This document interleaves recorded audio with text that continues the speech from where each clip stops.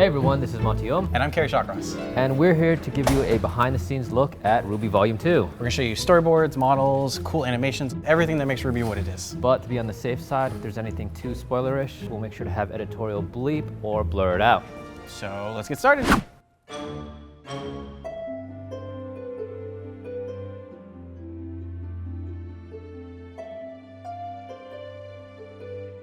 Hello! I believe you two may know each other.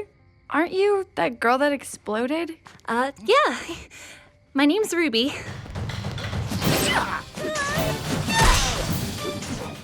I think the fans especially find that RWBY is just something that is very different. It has a very unique spark to it that's very hard to describe. I think what also keeps people coming back is the show's got a lot of heart, and you really learn to care about these characters really quickly. So Volume 2 of RWBY gives us an opportunity to explore more of the setup we started last year. We have big plans for you, Roman. I'm super jazzed about Volume 2 because we have all the character, we have character introductions out of the way, we've kind of set the stage, and now we get to really hit the ground running. So I'm really looking forward to spending some more time at Beacon, getting to know the school. We're going to get to be introduced to more characters from the different kingdoms of Remnant. Salutations! We'll get to know some more about what's really going on with the Grimm and what are they really capable of. But yeah, we're happy that we have this base to go off of and start, telling a much bigger story. Yeah. We just wrapped up about 2 months or so of pre-production. What that entails is a lot of planning. Miles and Kerry off developing 12 scripts. Do you want to see the writing process? Here's the writing process. Yeah. All right, it's 10 a.m. All right. And scene. Did you see the new Godzilla trailer? No, not yet. Do you want to? You want me to pull it up? Nice. Yeah. Yeah, Yeah. no, yeah.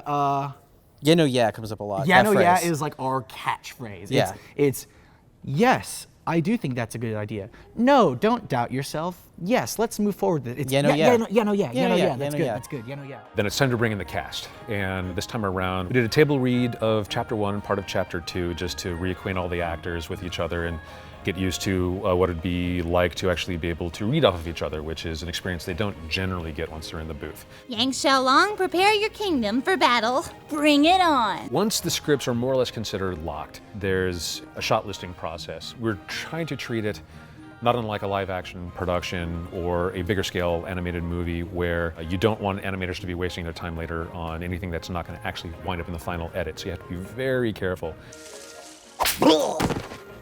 Jean, I'm sorry. RWBY is making heavy use of the tool Poser by Smith Micro. You can go ahead and set up the set and move the characters around like you're actually rehearsing actors, and you're figuring out blocking and what's going to work or what's not going to work. So you're solving a lot of problems early. So the good thing about us using Poser to actually board the shots is that when we're done, the animators actually have a template to work from. They essentially have a layout file. It can help their process because they can just start right here on the shot and just animate the characters themselves and not have to worry about where does Ruby go, where does Weiss go, So that kind of speeds the process along. Oh, the amount of planning and organization that goes into this event is simply breathtaking. We've got writing and storyboarding, which serve as the blueprints for the story that we want to tell this year. But then there's a lot more that happens after that. So we thought we would introduce you to the various parts of the production pipeline by following the supporting character of Velvet that we introduced in Volume 1, and follow her from concept to modeling and how she comes to life in the recording booth and in the animation and in the edit.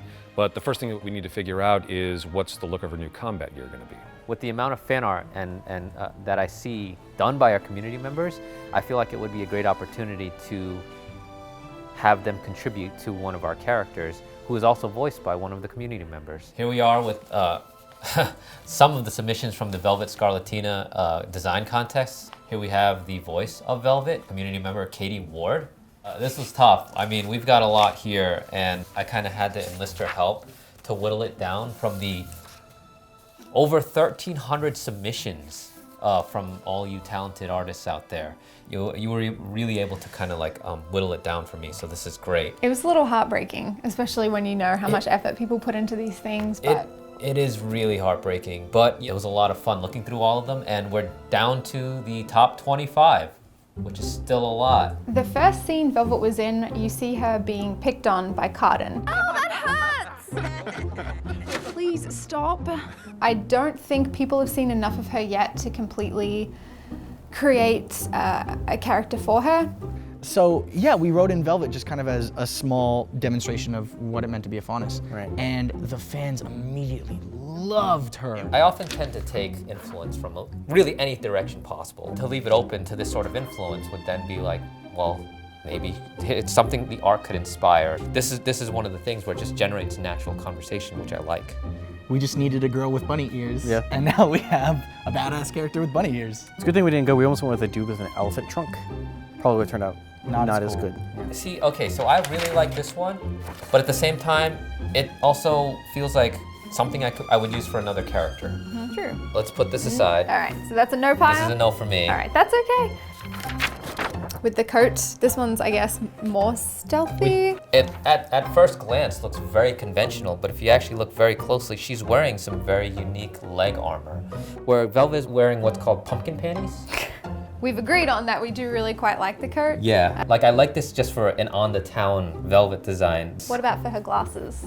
I do like the idea of, I don't know why I didn't think of putting Velvet in glasses. I mean, she is training to be a huntress, but this seems like she's like a vampire hunter or something. It's very dark for her, a little too dark for her.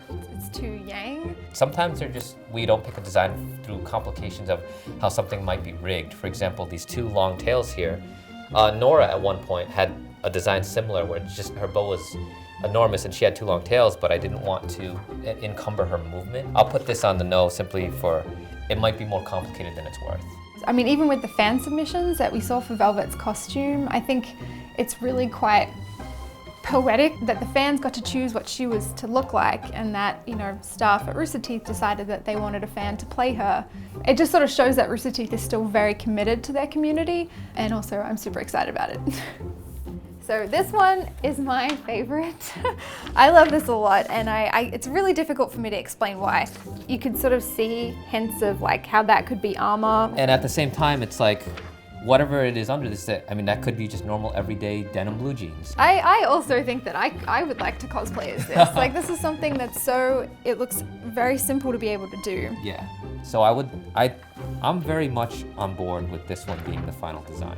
Congratulations to username Monkey. Yeah, this is you. Excellent job.